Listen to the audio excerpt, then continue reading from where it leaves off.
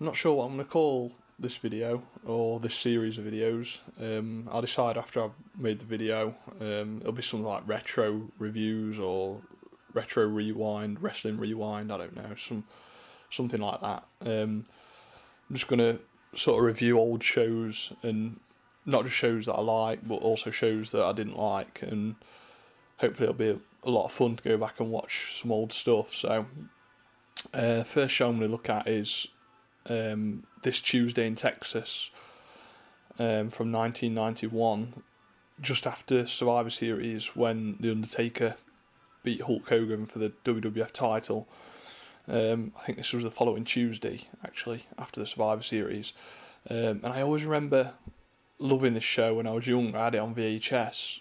I can't remember where I got it from. I would have only been, 7? I think I would have been 7 in 1991. So, but I can just remember really loving this show. And having gone back and watched it, it does stand up. It does. I do still like it. Not as much as I did, obviously, but it's still a really good show, I think. Nothing outstanding on the show, but there's some very solid matches, and the one storyline segment that's one of my favourite segments of all time, without question, and one of my favourite storylines of all time, which I'll get into in a bit. But yeah, as I say, they did this on a Tuesday. I think at the time they were trying to establish Tuesday nights as a secondary night to run shows after a Sunday, to run pay-per-views as well as a Sunday, but obviously it never took off because they didn't do another one on a Tuesday until years and years later, when Taboo Tuesday came into play. But I think the buy rate was pretty low with it being a Tuesday night, and they just didn't do it again. So, but I liked it. I liked the concept, and I still think it was, like I say, a really good show. But before I start, the crowd, by the way, on this show was brilliant. I think this was one of the reasons that I really liked the show. I think the crowd it just reminds you of how good wrestling used to be. The crowd was mega into everything, and obviously there was still, kayfabe was still big at this time, but they were so into the baby faces and so much against the heels. It was really fun. The crowd was tremendous in this. Made it a blinding show. As I say, I can't praise this show enough. I don't know, probably not everybody will agree, but I just, if you go back and watch it, I absolutely love this show. So we had Bobby Heenan and Gorilla Monsoon on commentary, which was another thing that added to my enjoyment of the show. My favourite commentary pairing of all time. Absolutely incredibly fun to listen to, and you can almost just forget the wrestling at times and just listen to those two. It's tremendous stuff. But first match was Bret the Hitman Hart versus Skinner for the Intercontinental Championship, and I actually really love this match. I don't know why. I just really like this match. I think obviously Skinner was very limited in what he could do, but this was when Bret was absolutely coming into his peak, I would say, in the WWF. He just won the Intercontinental Championship from Mr. Perfect at SummerSlam 91, and he was really outstanding, the outstanding performer in the company, like wrestling wise at this time, in my opinion. He was absolutely coming into his own. He was fantastic in the ring. This was a belting match. Skinner obviously couldn't do a great deal. Bret led the match, and it went about 14 minutes, which is obviously a decent amount of time. There was only 5 matches on the show, and I'm just looking at the Wikipedia page for this show. It looks like there was a dark match between Ric Flair, who was the world's champion, sort of invading the WWF at the time, and Roddy Piper, and I can't believe that wasn't on the show. I'm just looking at the Wikipedia page now. Ric Flair defeated Roddy Piper in a dark match. I can't believe they didn't put that on the show. It was sort of the co-main event, if you like. But anyway, yeah, Bret Hart beat Skinner to retain the WWF Intercontinental Championship. Bret was really his usual sort of crisp, technical self in the ring. Skinner did his part. He was a decent heel, as I say, with kayfabe being still so prevalent at the time.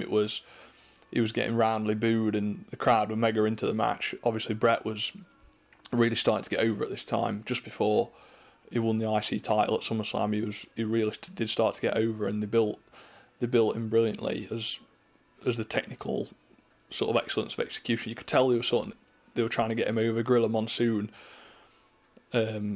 especially watching some of these old shows, you could tell that Gorilla Monsoon was such a big fan of Bret. And I know that, having read Bret's book, it was actually Gorilla Monsoon that came up with the nickname, the excellence of execution. I think he just started saying that off the cuff, and it sort of stuck. But you could tell that they were really trying to push Bret at this time, which was the right thing to do, of course. So yeah, good match.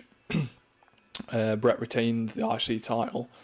Moving on to something that'll probably take up a good chunk of this video, because this is, or was, one of my favourite feuds of all time, without question.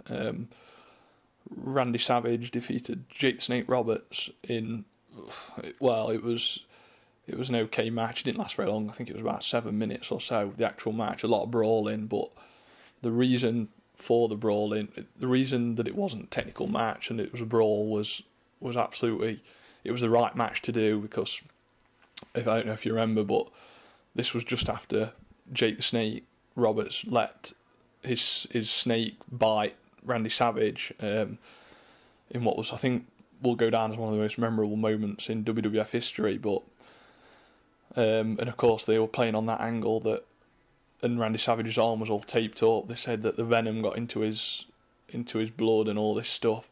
Obviously the snake had been devenomized, but it was still, I can't say enough about this angle, how much I love this angle. It makes me, I was watching it earlier again with just a smile on my face. It was absolutely blinding, this angle. It was just, Jake the Snake Roberts was incredible, an incredible performer. People look at the best promos in the business, Austin, Piper, etc., etc. But Jake the Snake Roberts, for me, is right up there. He's in the top. He's in the top, sort of, definitely in the top 5 of all time for promo work. And his interview before this match was unbelievable. It was, he just captivates you. He grabs you in the palm of his hand. He doesn't talk loud. He doesn't talk aggressively.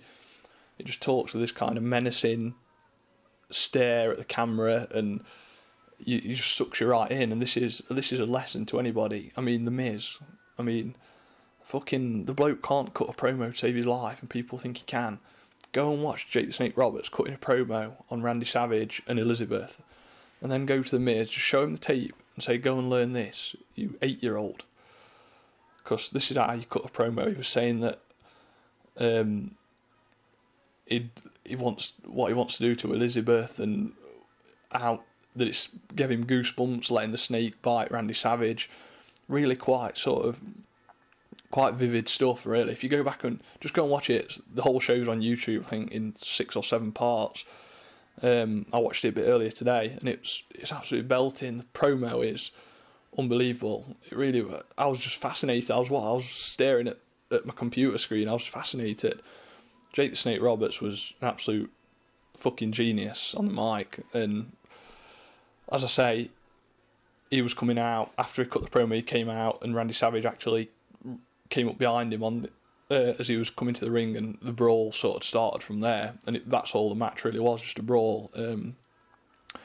Randy Savage beating down Jake the Snake Roberts as revenge. Obviously, he was getting him back for the snake bite and etc. And he eventually beat him with the elbow drop. But after the match, the segment carried on, the feud carried on. Jake the Snake Roberts DDT'd Macho Man 3 times, I think it was, until Elizabeth came out, and he then got the snake from under the ring, and he was on his hands and knees, sort of pouring at Elizabeth, like saying beg, beg, beg, and all this. This performance from Jake the Snake Roberts, the promo before the match itself, and then the segment after, the segment after the match lasted a lot longer than the match. I think it must have been 9 or 10 minutes that he was beating down Randy Savage, and then cutting a promo, not a promo, but sort of verbally abusing Randy Savage and Elizabeth in the ring. And then he did another interview when he got backstage with Mean Gene Okerlund, saying that this sort of stuff he should have to pay for. The sort of stuff he wants to do to Elizabeth, he's going to have to pay for. And it was fucking immense. Just go and watch it. This whole thing must have been 20-25 minutes worth of just Jake. If you want to watch Jake the Snake Roberts, people say that how good he was. Just go back and watch this. His promo before the match itself, and the segment after. Just go and watch it, because it was flat out brilliant. So yeah, Randy Savage did win the match, but obviously Jake the Snake Roberts came out on top by absolutely demolishing Randy Savage after the match. But moving on to another decent match, actually, surprisingly. British Bulldog Davey Boy Smith versus the Warlord. This match got quite a bit of time as well. I think it was about 13-14 minutes again. Two obviously big, strong wrestlers. Not a lot of finesse or technique in this match, but it was quite fascinating, really.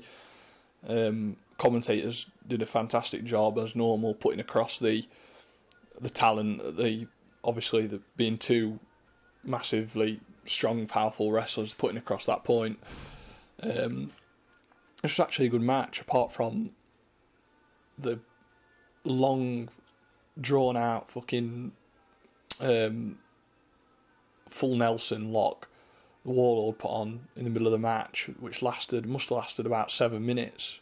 Fuck it got to the point where I was like, I was just skipping along it on YouTube, and I was like, this is still fucking going on. But yeah, Davey Boy Smith won in the end.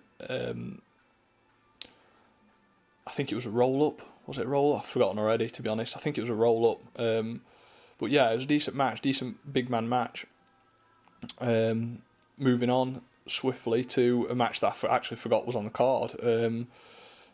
Ted DiBiase and the Repo Man versus Virgil and Tito Santana, or El Matador, whatever name he was going by. This was okay. It was pretty much standard house show type tag match. Obviously Virgil and DiBiase were feuding at the time, after Virgil had sort of gone against DiBiase and sort of started feuding with him, and eventually I think they had a match, was it at the Royal Rumble, which was obviously the next month, the Royal Rumble 1992. Did they have a match for the $1 million belt, I think? I seem to remember them having a match at some point for the $1 million belt, but anyway, yeah, this match was okay. It was nothing special, probably the worst match on the show, actually. But so moving on to the main event, which was, of course, the rematch from Survivor Series, where Hulk Hogan lost the WWF title to the Undertaker, and this was the rematch immediately after. This was okay. It was a decent match. It was quite a bit of time. I think it was about a 15-minute match. There was a couple of botches in it, actually, notable botches, where the Undertaker, actually on the Undertaker's part, where he was, I think one where he ran into the ropes and he sort of looked like the ropes kind of buckled. And there was no spring in them, and the Undertaker just sort of fell over. Looked pretty shit, to be honest, but it was, yeah, there was, obviously the crowd was mega into it, mega into Hogan. They were desperate for him to win the belt back. At the time, obviously, as a 7-year-old kid, I was also screaming at the TV wanting Hogan to win the belt back. But looking back on it now, it's like, in hindsight, it's obvious that it was a stupid booking decision to just hot shot the title back onto Hogan. I don't know why they did it, whether they were afraid of buy rates going down, merchandise sales going down or not, I don't know. But the Undertaker just won the belt like matter of nights before, and they should have kept the belt on him at least till the Royal Rumble and gave him a chance to establish himself as the WWF champion. But they obviously hot shotted it straight back onto Hogan, which was the safe option, I think, more than anything else. But yeah, it was a decent match. There was a lot of outside interference. Flair came down. Paul Bearer got involved. Hogan eventually won by throwing ash out of Paul Bearer's urn into Undertaker's eyes, and then pinning him with a roll up.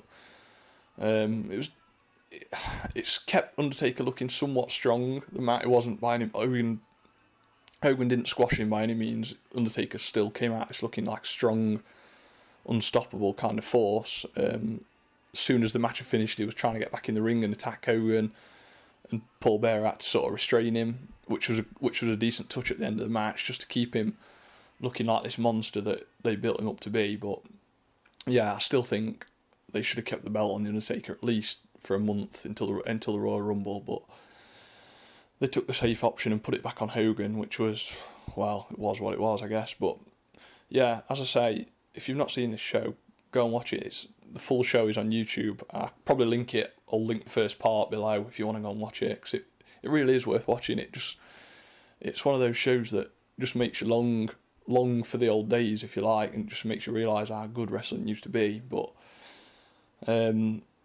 yeah, I think I'm going to go and watch some more. I'm going to go and watch the Royal Rumble 1992, actually. So cheers for watching anyway. See you later.